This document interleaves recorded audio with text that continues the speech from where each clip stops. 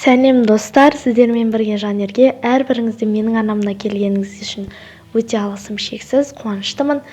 Бүгінгі сіздермен кітап талқылайтын боламыз. Белгілі психолог, терапевт, көптеген курстардың авторы Елена Друма, ал кітаптың аты «Ты сама себе психолог». Бұл кітапта өз-өзіңмен жұмыс, ата-анамен қарым-қатынас, болашақ, бүгінің, өткен өмірің секілді қазіргі уақыттағы өте трендтегі тақырыптарды сізге ашып, практикасымен бірге көрсететін кітаптың бірі. Бұл кітаптың өзі түрі мынадай, қатты, беттері өте оқуға ыңғайлы.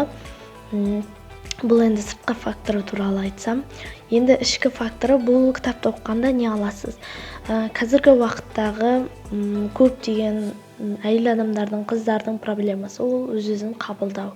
Және басқа да мотивация, карта желания, болашақпен, қазіргі ата-анамен қарым-қатынасты жөндеу деген секілді проблемалардың шешімін тек қана тауып қана қоймай, өзінің практикалық әдістемелерімен ұсынатын бірден-бір өте ыңғайлы кітаптың бірі.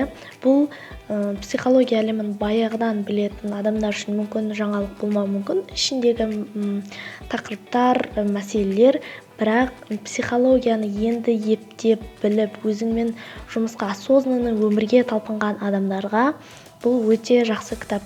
Бірақ бір айта кететін жағдай, бұл енді көбіне орыс мәдениетінің психологиясы, батыс мәдениетінің психологиясы болғаннан кейін ислам шеңберіне бұл дұрыс па, дұрыс емес пе деген секілді көптеген жайттарды сараптап алған жөн.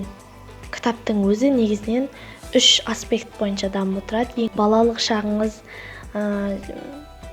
және сол кездегі сезімдерді арыла алмай жүрген кейбір кезде болады ғой, оқиғалар, соларды бірінші жөндеп алып, содан кейін қазіргі сәтпен өмір сүру, қазіргі уақытта сен үшін ең маңызды болған нәрсені не, осындай жағдайларды танып болып, болашаққа жоспар құру, болашақта қандай дұрыс қалыптастыру керек деген секілді аспекттер бойынша кітап дамып отырады. Жалпы кітаптың негізгі ұстанымы былай дейді: сенің өмірің үй сияқты дейді. Өткен өмірің сенің фундаментің, қазіргің сенің сол фундаменттен құралған стена болса, болашақ ол терезе. Яғни өткен өміріңде болған нәрселерді жойып, керегін алып, керек емесін алғаннан кейін барып, қазіргі сәтіңде өзіңе сенімділікті арттырып, өзіңнің жақсы жұмысыңды табуға деген бір сенімді арттырғаннан кейін болашаққа сол нәрселерді дұрыс құрап алғаннан кейін болашаққа жақсы терезені қалыптастырып, жаңа айтты ғой, терезеден тұрады деп, сол терезеден жақсы нәрсені көру арқылы болашағыңды қазіргі сәттен құрай аласың дейді. Сол себепті сіздерге бұрыннан бері оқуға талпынып жүрген адамдар болатын болса, ойланбастан кеңес беремін, кітап оқыңыздар, зейіндеріңіз ашылады. Бүгін сіздермен болған Жанерге арнаға тағы да лайк басып, қолдау білдіріп қойыңыздар. Бүгінге осы, сау болыңыздар.